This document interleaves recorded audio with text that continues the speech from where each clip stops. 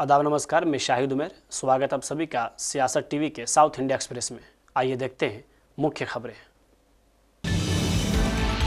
तेलंगाना विधानसभा ने आज एक विधेयक पारित किया जिसमें 2 से अधिक बच्चों वाले व्यक्तियों को स्थानीय निकाय चुनाव में चुनाव लड़ने से अयोग्य ठहराने वाले 2 बच्चों के नियम को समाप्त करने का प्रावधान है। तेलंगाना पंचायत राज संशोधन विधेयक 2026 को पेश करने वाली पंचायत राज्य मंत्री सीतक्का ने कहा कि 2 बच्चों का नियम 1994 में जनसंख्या नियंत्रण उपाय के रूप में लागू किया गया था ताकि 1980 और 90 के दशक में जनसंख्या विस्फोटक से जुड़ी खाद्य सुरक्षा, बेरोजगारी और गरीबी की चुनौतियों का समाधान किया जा सके।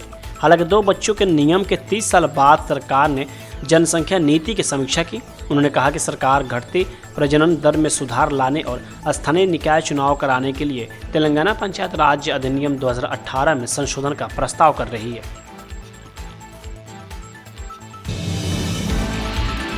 तेलंगाना के उप मुख्यमंत्री मल्लू भट्टी विक्रमार्क ने सेवानिवृत्त राज्य सरकारी कर्मचारियों के लंबित बकाया में हुई भारी वृद्धि के लिए पिछली बीआरएस सरकार को जिम्मेदार ठहराया है। विधानसभा में प्रश्नकाल के दौरान भाजपा एमएलसी एवीएन रेड्डी द्वारा उठाए गए एक प्रश्न का उत्तर देते हुए भट्टी ने कहा कि पिछली सरकार द्वारा कर्मचारियों की सेवानिवृत्ति आयु बढ़ाने के निर्णय के कारण उनके सेवानिवृत्ति के बाद के लाभों का भुगतान 3 साल के लिए स्थगित हो गया था, जिसके परिणाम स्वरूप वर्तमान कांग्रेस सरकार पर भारी वित्तीय बोझ पड़ा है। भट्टी ने कहा कि पिछली सरकार ने दिसंबर 2023 तक हमारे ऊपर 40,154 करोड़ रुपए के लंबित बिल छोड़ दिए थे, जिसमें कर्मचारियों का बकाया भी शामिल है।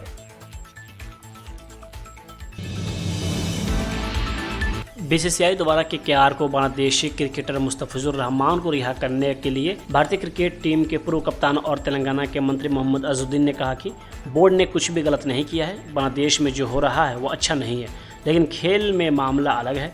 हालांकि बोर्ड ने जो भी फैसला लिया है वो विदेश मंत्रालय और गृह मंत्रालय के अधिकारियों से बात करने के बाद ही लिया होगा। बिल्कुल गलत हो रहा है तो डेफिनेटली रिएक्शन तो ऐसे ही आएगा और मैं समझता हूँ कि बोर्ड ने ऐसा कोई गलत काम नहीं किया है, बट लेकिन जो लड़ाई झगड़ा तो होना नहीं चाहिए कहाँ पे भी, क्योंकि कोई भी कम्युनिटी के लोग को मारना थोड़ी तो नहीं करना चाहिए। और जो भी बांग्लादेश में हो रहा है बहुत अच्छा नहीं हो रहा है, बट लेकिन स्पोर्ट्स में एक अलग है।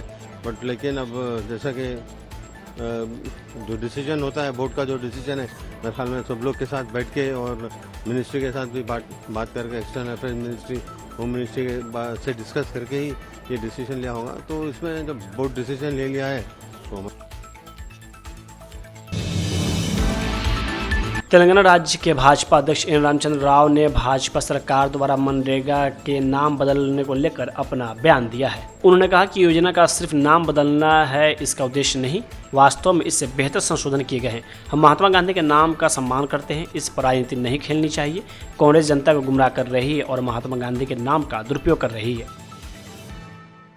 तेलंगाना के विधानसभा में कल जो वहां की सरकार ने जो प्रस्ताव पारित किया था, मनरेगा का नाम बदलने वीबीजी राम जी का नाम लगाने पर उसका विरोध करते हुए उन लोगों ने जो प्रस्ताव पास किया है, वो प्रस्ताव जो पारित किया गया है उसका भारतीय जनता पार्टी विरोध करती है। मनरेगा का नाम सिर्फ बदला है, उसका जो उद्देश्य है वो नहीं बदला।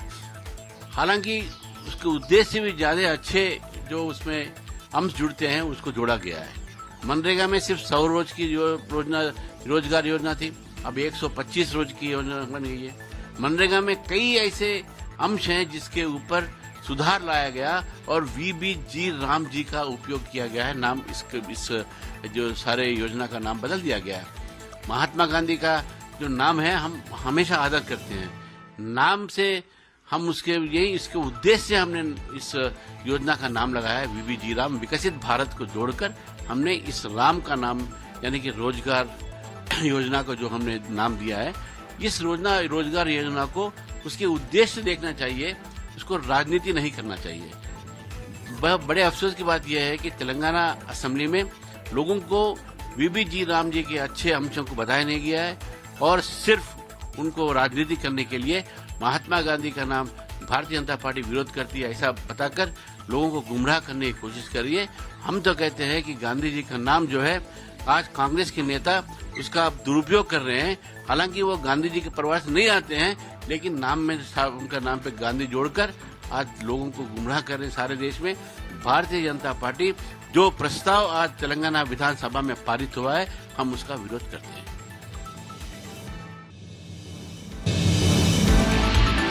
महाराष्ट्र के जालना में असदुद्दीन ओवैसी की पार्टी एआईएमआईएम की चुनावी प्रचार सभा के दौरान पार्टी के प्रदेश अध्यक्ष और पूर्व सांसद इम्तियाज जलील ने भारतीय जनता पार्टी पर तीखा हमला बोला है। उन्होंने मस्जिद दरगाह कार्रवाई, हिजाब विवाद और मुस्लिम समाज को निशाना बनाए जाने को लेकर केंद्र व राज्य की सत्ताधारी सरकारों की कड़ी आलोचना की है। सभा को संबोधित करते हुए जलील ने कहा कि कभी मस्जिदों को निशाना बनाया जाता है तो कभी दरगाहों के नाम पर कार्रवाई होती है और अब पूरे मुस्लिम समाज को टारगेट किया जा रहा है। उन्होंने आरोप लगाया कि मुस्लिम लड़कियों के हिजाब पर भी हमले हो रहे हैं। बनाए हुए हैं, कभी हमारी मस्जिदों को टारगेट किया जा रहा, कभी दरगाहों को साफ कर दिया जा रहा है।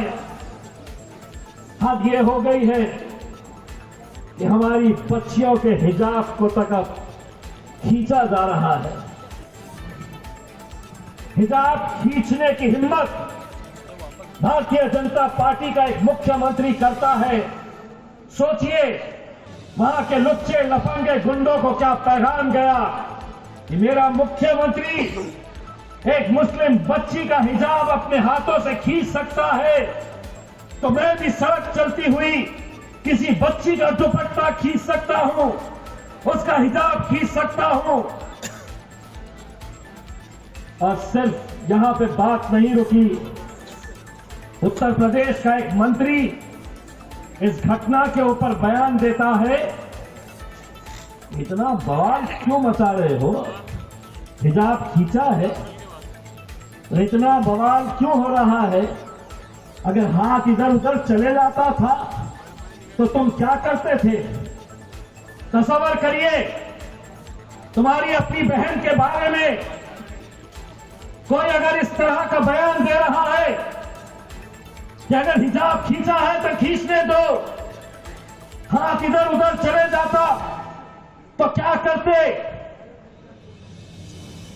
मैं यकीन के साथ कहता हूं, किसी माइकलाल के अंदर इतनी हिम्मत नहीं थी उसको ऐसा जवाब देने की जो जवाब इम्तियाज जलील ने दिया था उसे।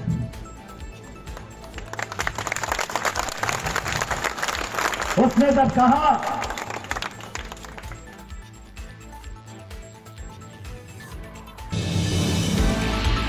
बीसीसीआई द्वारा केकेआर से बांग्लादेशी क्रिकेटर मुस्तफिजुर रहमान को रिहा करने के अनुरोध पर जमात इस्लामी हिंद के उपाध्यक्ष इंजीनियर मोहम्मद सलीम ने कहा कि जो लोग नफरत की भाषा बोलते हैं और जो लोग इस देश में नफरत पर आधारित राजनीति करना चाहते हैं और जो मानते हैं कि यह देश किसी विशेष समूह का है, वे वास्तव में इस देश के दुश्मन हैं। वे संविधान का अपमान कर रहे हैं। यह देश इसके सभी नागरिकों का है। देखिए, जो लोग नफरत की भाषा बोलते हैं और जो लोग इस देश में नफरत के आधार पर राजनीति करना चाहते हैं और जो लोग समझते हैं कि ये देश एक ख़ास तबके के लोगों का है, वो दरअसल इस देश के दुश्मन हैं। वो इस संविधान का अपमान कर रहे हैं। इस देश में ये देश सब देशवासियों का है। हर धर्म के लोगों को यहाँ आज़ादी के साथ अपनी बात कहने का और अपने धर्म के मुताबिक आचरण करने का अधिकार है। और खेल में भी इस तरह की राजनीति को लाना और खेल में भी इस तरह के नफरत के एजेंडा को आगे बढ़ाना, ये देश के लिए, समाज के लिए बहुत ही ज़्यादा चिंताजनक है। देखिए, बांग्लादेश में पिछले दिनों जो कुछ घटनाएं सामने आई मीडिया के माध्यम से, जहां माइनॉरिटी यानी हिंदू लोगों पर कुछ हमले हुए और मॉब लिंचिंग हुई, कुछ लोगों को ज़िंदा जला दिया गया, तो ये घटना यकीनन हम सब के लिए चिंता की बात है और हम सब इस बात से चिंतित हैं। जमात इस्लामी हिंद ने इस कर्नाटक के उप मुख्यमंत्री डीके शिवकुमार ने आज कांग्रेस के नेतृत्व वाली सरकार और बल्लारी में आयोजित पार्टी के कार्यक्रम का जोरदार बचाव किया और भारतीय जनता पार्टी यानी बीजेपी पर ईर्ष्या और कानून व्यवस्था बिगाड़ने की कोशिश का आरोप लगाया। राज्य ने हाल ही में हुई हिंसक झड़प की जांच तेज कर दी, जिसमें एक कांग्रेस कार्यकर्ता की जान चली गई थी। मीडिया से बात करते हुए शिवकुमार ने कहा कि कांग्रेस ने बल्लारी में महर्षि वाल्मीकि की प्रतिमा की स्थापना के लिए एक दर कार्यक्रम आयोजित किया, जिसमें कई वाल्मीकि समुदाय के नेता शामिल हुए। उन्होंने पूछा, कांग्रेस ने बल्लारी में वाल्मीकि की प्रतिमा की स्थापना का एक सुंदर कार्यक्रम आयोजित किया, जिसमें कई वाल्मीकि नेता उपस्थित थे। शहर भर में पोस्टर लगाने में क्या बुराई है? उन्होंने आरोप लगाया कि भाजपा जानबूझकर अशांति फैलाने की कोशिश कर रही है। श्री कुमार ने कहा वे ईर्ष्या के कारण कानून व्यवस्था बिगाड़ रहे हैं, वे पुराने दिनों को वापस लाने की कोशिश कर रहे हैं और राज्य सरकार ऐसा होने नहीं देंगे। उन्होंने जोर देकर कहा कि कांग्रेस सरकार शांति बनाए रखेगी और हिंसा बर्दाश्त नहीं करेगी। भल्लारी में हुई घटना को लेकर बीजेपी की तरफ से सीबीआई की मांग किए गए सवालों को लेकर कांग्रेस नेता और मंत्री सतीश जारकिहोली ने कहा कि सीबीआई की कोई ज़रूरत नहीं है, हमने जांच बैठाई, रिपोर्ट आने के बाद उस पर कार्रवाई की जाएगी। वहीं आगे उन्होंने ये भी कहा कि कर्नाटका पुलिस बहुत ही अच्छी काम करती है। जी बोलिए। बल्लारी में जो घटना हुआ नहीं होना चाहिए था, हो गया है। पुलिस जांच कर रहे हैं, देखेंगे जांच का रिपोर्ट आने के बाद सरकार कार्रवाई करेंगे। बीजेपी सीबीआई डिमांड कर रहा है। सीबीआई का जरूरत नहीं, हमारा पुलिस अच्छे हैं, अच्छे तो इन्वेस्टिगेशन करेंगे। हमारा सबसे अच्छा पुलिस है हमारे कर्नाटक के। ईवीएम बारे में बहुत 80% लोग उसको कर रहे हैं। 80% उसका तरफ है, मगर उनको मालूम नहीं उसमें कैसा गोलमाल होता है। वो हमको उनको बोलना चाहिए वो लोगों को। सर इधर नहीं वन ಸ್ವಲ್ಪ ಎಲ್ಲ ಸರ್। हाँ बोलिए। महात्मा गांधी जी के बारे महात्मा जी का नाम तो हटाया है, मनरेगा। उसको हमारा पार्टी लड़ रहे है, उसका नाम फिर दोबारा आना चाहिए वो काम पे, मनरेगा। Thank you.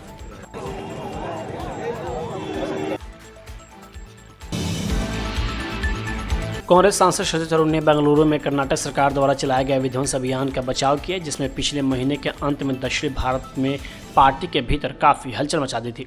थरूर ने इस कदम का बचाव करते हुए कहा कि कानूनी प्रक्रियाओं का पालन किया गया है और प्रभावी निवासियों को वैकल्पिक व्यवस्थाओं का वादा किया गया था।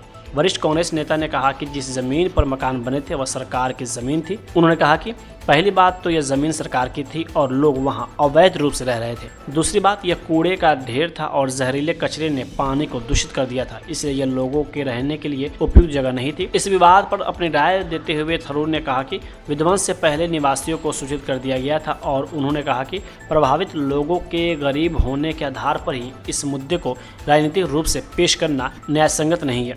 उन्होंने कहा कि सरकार ने अस्थायी आवास उपलब्ध कराने का निर्णय लिया है और 5 से 6 महीनों के भीतर अस्थायी आवास देने का वादा किया है। वहीं थरूर के अनुसार चूंकि समाधान मिल चुका है, इसलिए इस मुद्दे को बेवजह उछालने की कोई आवश्यकता नहीं है। तमिलनाडु के मुख्यमंत्री और डीएमके अध्यक्ष एमके स्टालिन ने आज चेन्नई स्थित पार्टी मुख्यालय अन्ना अरिवल्यम में डीएमके चुनाव घोषणा पत्र पोर्टल 2026 का शुभारंभ किया। यह पोर्टल समाज के सभी वर्गों के लोगों को पार्टी के चुनाव घोषणा पत्र के लिए विचार और सुझाव देने के समक्ष बनाया गया है। करागनार हॉल में आयोजित कार्यक्रम में स्टालिन ने डीएमके चुनाव घोषणा पत्र मसौदा समिति की आधिकारिक ईमेल आईडी, व्हाट्सएप नंबर और सोशल मीडिया प्लेटफॉर्म की जानकारी दी। उन्होंने कहा कि व्यापारी, किसान, सरकारी कर्मचारी, पेशेवर और युवा सहित आम जनता अपने विचार और अपेक्षाएं साझा कर सकते हैं, जिन पर घोषणा पत्र तैयार करते समय विचार किया जाएगा। सभा को संबोधित करते हुए कलिमोझी करुणानिधि ने कहा कि यह घोषणा पत्र जनता का घोषणा पत्र होना चाहिए, जैसा कि हमारे नेता ने हमें सलाह दी है।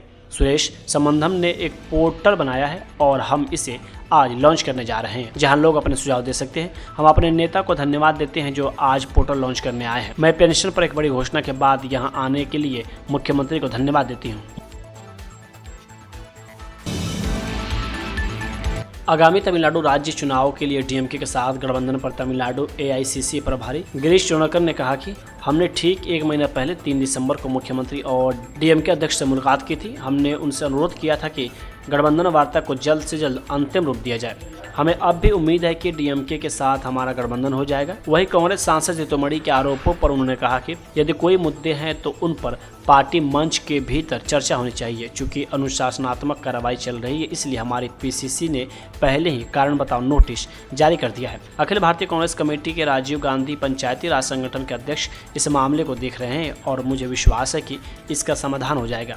बीएलए की नियुक्ति के संबंध में एक और मुद्दा यह है कि उप जिला अध्यक्ष के मुद्दे के कारण उन्हें पहले ही प्राधिकार पत्र दिया जा चुका है। पीसीसी ने मुझे अभी दस्तावेज दिखाए हैं और बताया है कि यह प्राधिकरण पत्र कैसे दिया गया था। भाषा पहचान और शासन को लेकर चल रही बहसों के बीच महाराष्ट्र के मुख्यमंत्री देवेंद्र फडणवीस ने दोहराया कि राज्य में मराठी ही एकमात्र अनिवार्य भाषा है और नागरिकों को आश्वासन दिया है कि कोई अन्य भाषा थोपी नहीं जाएगी। मुख्यमंत्री देवेंद्र फडणवीस ने स्पष्ट किया है कि महाराष्ट्र में केवल मराठी ही अनिवार्य है और इस बात पर जोर दिया कि राज्य सरकार का अपने लोगों पर कोई अन्य भाषा थोपने का इरादा नहीं है। उनकी यह टिप्पणी भाषा नीति, शिक्षा और सांस्कृतिक पहचान पर चली आ रही राजनीति और सार्वजनिक चर्चा के बीच आई है, जबकि सरकार इस रूप को मराठी गौरव को संरक्षित करने और भाषाई विविधता का सम्मान करने के बीच संतुलन के रूप में प्रस्तुत करती है। विपक्षी दल, शिक्षाविद और नागरिक समाज समूह इस बात पर बहस जारी रखे हुए हैं कि ऐसी नीतियाँ अल्पसंख्यकों, सामाजिक सद्भाव और रोजमर्रा के शासन को कैसे प्रभावित कर सकती है। मुख्यमंत्री देवेंद्र फडणवीस ने कहा कि राज्य की स्कूली शिक्षा में मराठी भाषा ही एकमात्र अनिवार्य भाषा रहेंगी। किसी अन्य भारतीय भाषा को अनिवार्य नहीं किया जाएगा। अन्य भाषाएं किस कक्षा से पढ़ाई जाएंगे, इस पर फैसला डॉक्टर नरेंद्र जाधव की अध्यक्षता वाली समिति की रिपोर्ट आने के बाद लिया जाएगा। बीएमसी चुनाव 2026 पर कांग्रेस नेता नाना पटोले ने कहा कि आपने देखा होगा कि महाराष्ट्र में दबाव बनाने और प्रलोभन देने की राजनीति शुरू की गई है और कई जगहों पर नामांकन वापस लेने के दौरान हत्याएं भी हुई हैं। इन नामांकनों को लेकर चुनाव आयोग में शिकायतें दर्ज कराई गई हैं और चुनाव आयोग ने कहा कि वह इस मामले की जांच करेगा। आगे उन्होंने कहा कि यह स्पष्ट हो गया है कि भाजपा महाराष्ट्र में गुंडागर्दी की राजनीति लेकर आई है। भाजपा अब गुंडों की पार्टी बन गई है। जो बिन विरोध लोग जो आए हैं उसका परिणाम आपने देखा होगा कि महाराष्ट्र में जिस तरह से दबाव तंत्र, प्रलोभन का जो राजनीति शुरू हुई है उसमें कई जगह विड्रॉल के समय में मर्डर भी हो चुके हैं और ये विड्रॉल के वजह से इसका चुनाव आयोग के पास कंप्लेंट की गई। चुनाव आयोग ने कहा कि हम इस सब चीज़ों की जांच करेंगे। महाराष्ट्र में अब गुंडाइज्म की राजनीति भाजपा ने लाई है, ये स्पष्ट हो चुका है। महानगर पालिका में बहुत सारे गुंडे लोग को। साउथ इंडिया एक्सप्रेस यहीं होता है समाप्त। मुझे दे अब इजाज़त। बाकी खबरों के लिए बने रहें सियासत टीवी के साथ।